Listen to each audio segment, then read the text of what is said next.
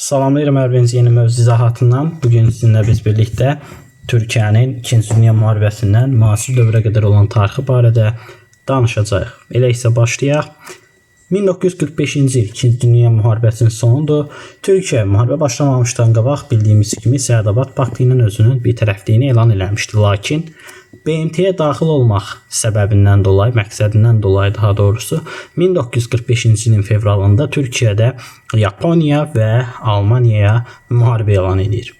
Və bu hadisədən sonra məhz gələcəkdə qurulan BMT-nin üzvlərindən biri deyiləməz Türkiyə olur.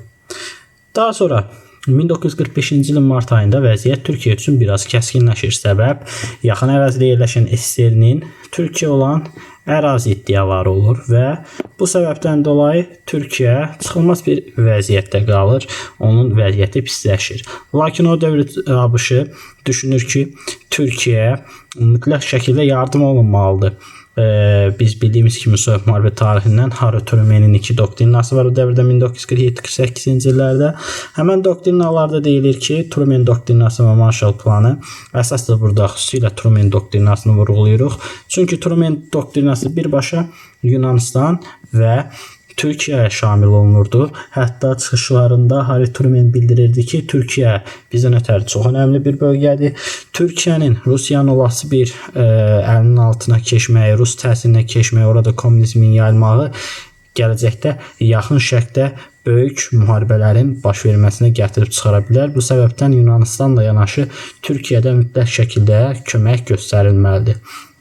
Marshall planı zaten 2-ci Dünya müharibəsi nəticəsində zəifləmiş iqtisadiyyatları dağılmış vəziyyətdə olan kapitalist ölkələrinə ABŞ-ın özünün etdiyi maddi yardım idi ki, bunlardan da Türkiyə və Yunanistan daxil olmaqla digər ölkələrin bir çoxu yaralanacaq idi bu dövrdə.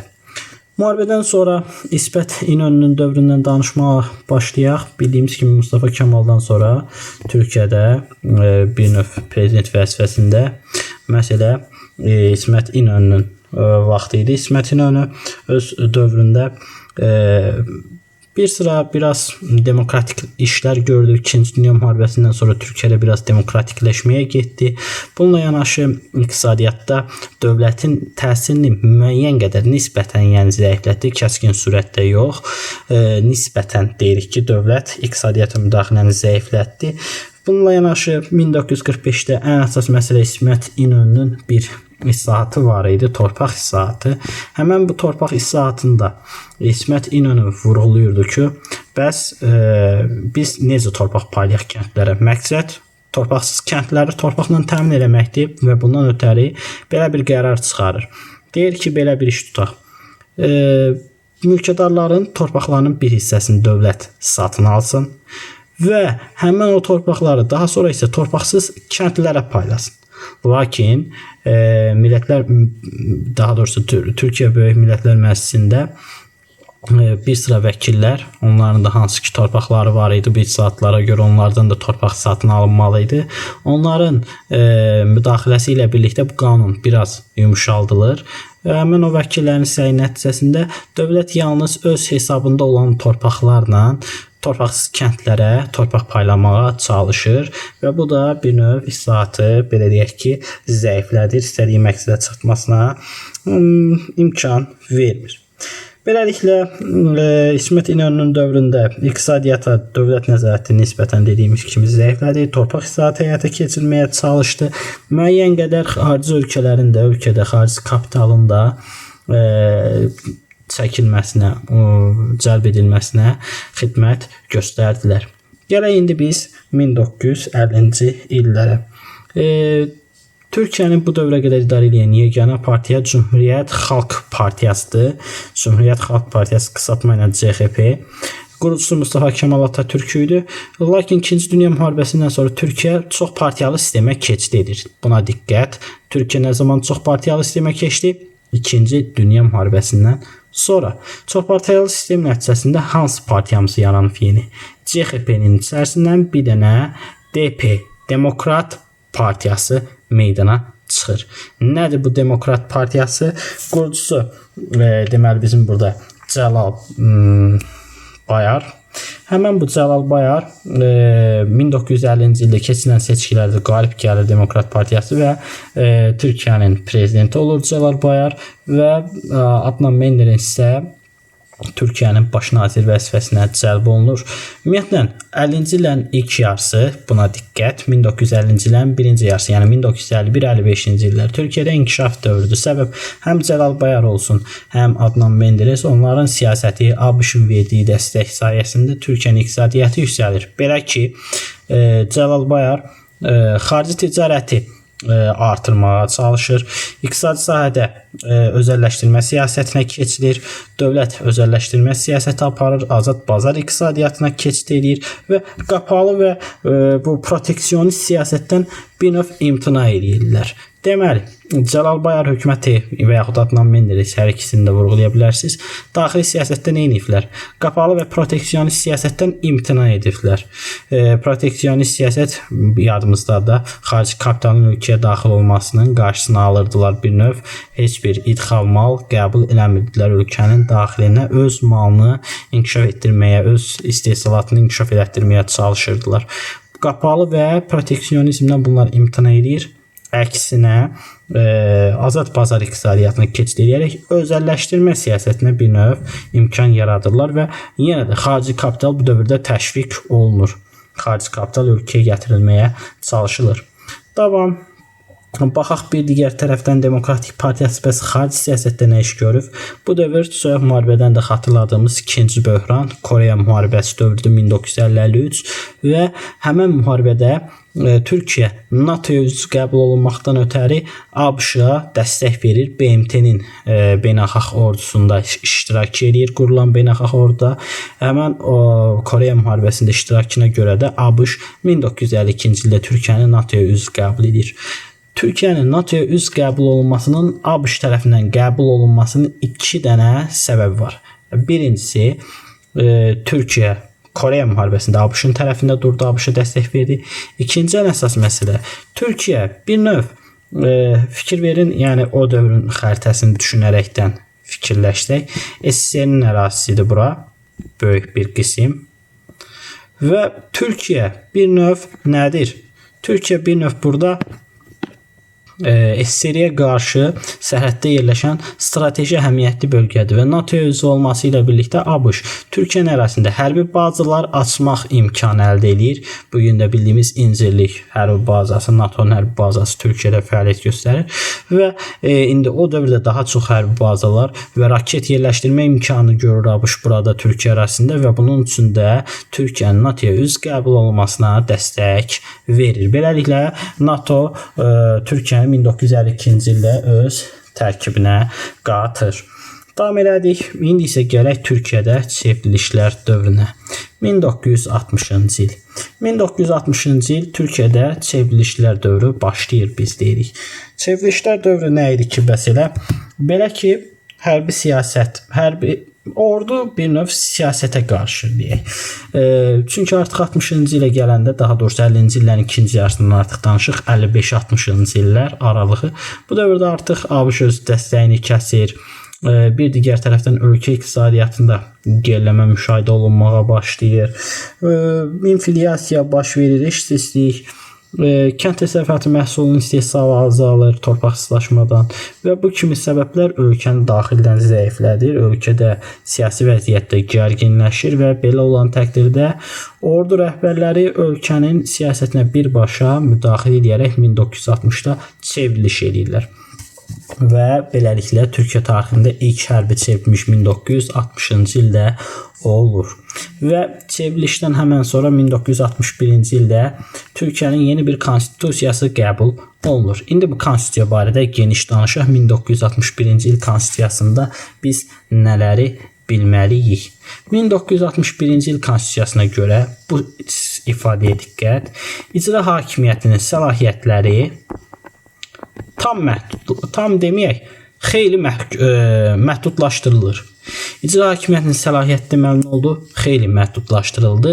İkinci ən önəmli cəhəti isə bu konstitusiyamızın məhkəmənin üçüncü hakimiyyət qolu olaraq təsdiqlənməsidir. Məhkəmə artıq üçüncü hakimiyyət qolu olaraq bir növ təsdiqlənir. Bu günə qədər Türkiyədə, yəni 1961-ci il konstitusiyasına qədər məhkəmə 3-cü hakimiyyət qurumu olaraq qəbul olunmamışdır. Lakin 61-ci il konstitusiyası bunu təsdiqlədi. Bununla yanaşı Türkiyədə Konstitusiya Məhkəməsi yarandı. Beləliklə, biz bir dənə burada ümumiləşdirək, həmçinin bu ifadəni də deyim daha sonra.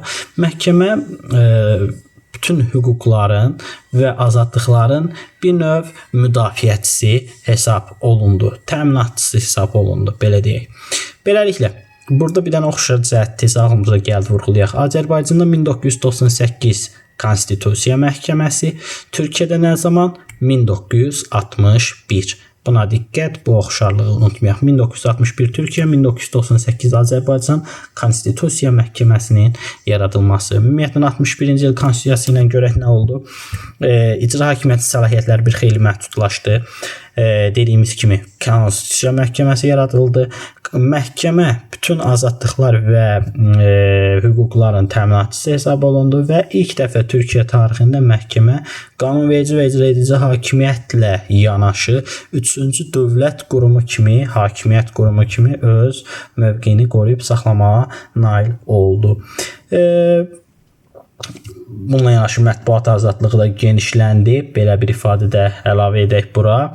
Mətbuat azadlığımız da genişləndi və indi bu konstitusiyanın qəbul olunmasının nəticələrinə diqqət yetirək. Bu konstitusiyanın qəbul olunmasından sonra Türkiyədə bu sağ-sol ifadələri, əgər ki Türk siyasətini biraz elə belə üzdən də baxsaz, YouTube-da filan araşdırma eləsəniz, görərsiniz ki, Türkiyədə bu sağ-sol qavramları həddindən artıq çox istifadə olunur. Bəs bu sağ-sol qavramları nədir? Sağ deyildikdə kapitalist ölkələr əsasən nəzərdə tutulur, sol tərəf deyildikdə isə sosialistlər, kommunistlər, yəni o dövr üçün SSR nəzərdə tutulurdu və bu sağ-sol terminləri Türkiyədə həmən bu 1961-ci il konstitusiyasından sonra ortaya çıxır. Çünki azadlıqlar, siyasi partiyaların çoxalması, burada mətbuata geniş səlahiyyətlərin verilməsi, bütün insan hüquq və azadlıqlarının konstitusiya tərəfindən təminat altına alınması, bu kimi şeylər Türkiyədə məhz bir sıra sol və sağ partiyaların yaranmasına və gələcəkdə də bu partiyalar arasında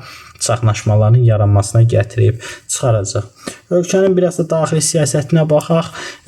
Köçmə məsələsi, demografik vəziyyətdə Türkiyədə bu dövrdə kəndlilər torpaqsızlıqdan çox əziyyət çəkir və şəhərə doğru axın edirlər. Bununla yanaşı həm torpaqsız olması kəndlərin, digər tərəfdən iş axtarışında olması, kənd təsərrüfatında artıq kəndli əməyindən çox texnika əməyindən istifadə olunmağa başlaması, bu kimi faktorlar kəndlərin şəhərə axın eləməsinə və kənd təsərrüfatı məhsulunun istehsalının zəifləməsinə, Türkiyənin əsas bu dövrdə ixracat elədiyi şey də kənd məhsuludur ki, bunların da ixracatı azalır və bu Türkiyənin ümumilikdə gəlirinin azalmasına gətirib çıxarır və dövləti daxildən zəiflədir. Həmçinin də dövlətin siyasi həyatına da təsir göstərir. Belə ki, bu köçlər sayəsində şəhərlərdə qanunsuz gecəqondular, qanunsuz yaşayış məhəllələri, yerləşkələr filan salınır ki, bunlar da şəhər həyatının nüfuzlu olmasına, cinayətin daha da çoxalmasına və s. kimi asayişin pozulmasına gətirib çıxarır. Gələk bu dövrdə Türkiyə siyasət həyatında ən önəmli hadisələrdən birinə. Burada Türkiyənin altında bir ada görürük biz. Söhbət hansı adadan gedir? Kipr adası məsələsi. Ümumiyyətlə, Kipr adası o dövr üçün 60-cı illərdə həm Yunanların, həm Türklərin yaşadığı bir bölgə olub. Yunanların bu dövrdə bir siyasəti var. Enozis. Həmən Enozis proqramına əsasən Yunanlar bütün keçmiş Yunan torpaqlarını bir növ özlərinə birləşdirməyə çalışırlar və bu dövrdə Kiprdə onların gözlərini kəsdirdikləri bir yerdir. Və 60-cı illərdən etibarən burada Kipr adasında türklərə qarşı bir xeyli soyqırım siyasəti həyata keçirilir və o dövrün heç bir ölkəsi, nə də BMT buna bir səs çıxartmır. Və nəhayət hadisə o yerə gəlib çatır ki, 1974-cü ildə Türkiyə Kıbrıs Barış Hərəkatı, Kipr sülh hərəkatını başladır. Qoşun yerdir Kipr adasına. Kipr adasında aparılan uğurlu hərbi əməliyyatlar nəticəsində Türk qoşunları adanın şimalını tutur və adanın şimalında Şimali Kipr Türk Respublikasının əsasını qoyurlar. Və cənubda isə Yunanlılar bu günə qədər də öz belə deyək varlıqlarını qoruyub saxlamağa nail olur.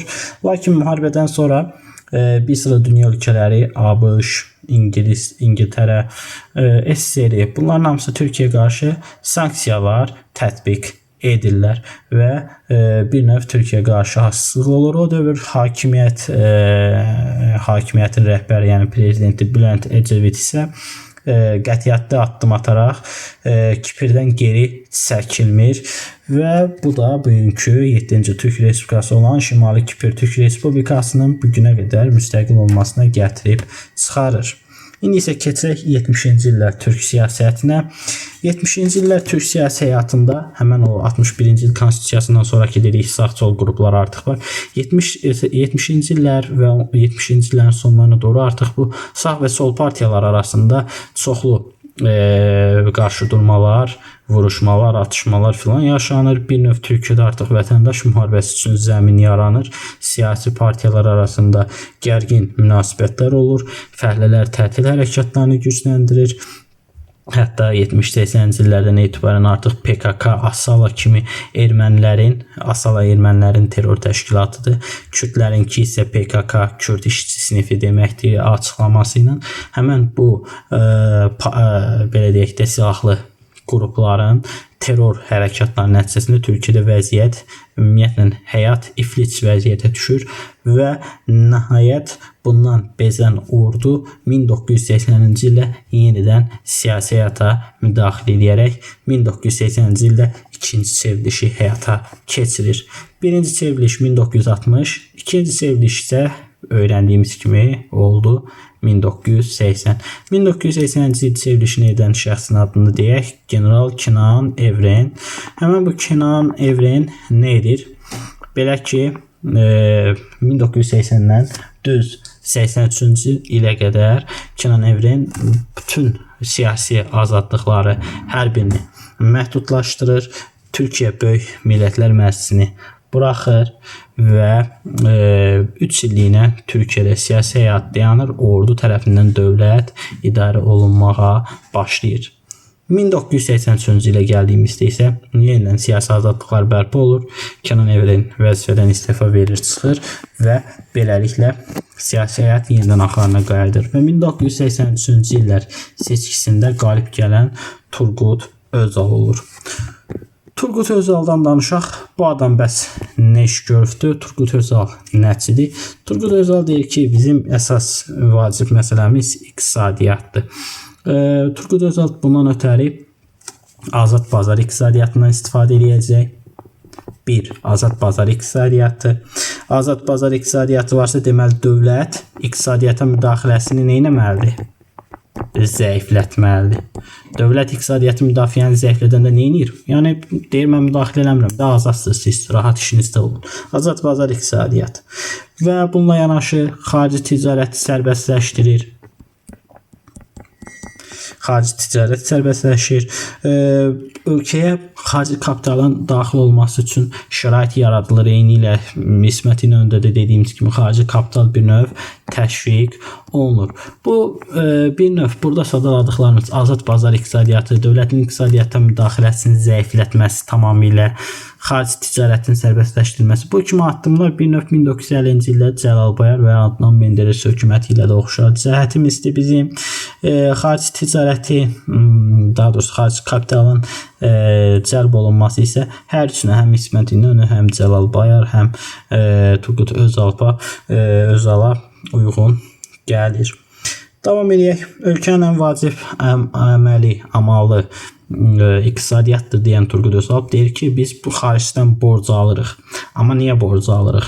Borcu əgər biz düzgün şəkildə idarə edə bilsək, Türkiyə əlavə valyuta gətirə bilsək, xaricdən, yəni pul daxil edə bilsək, xarici sərmayədarlar ölkəmizə cəlb olunsa, biz borclarımızı da vaxtında ödəyərik. Hətta bu aldığımız borclar Türkiyənin iqtisadiyyatının inkişafına da gətirib çıxarır.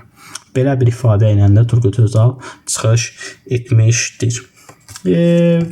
Gələk Türkiyənin 21-ci yüzilliyinə doğru.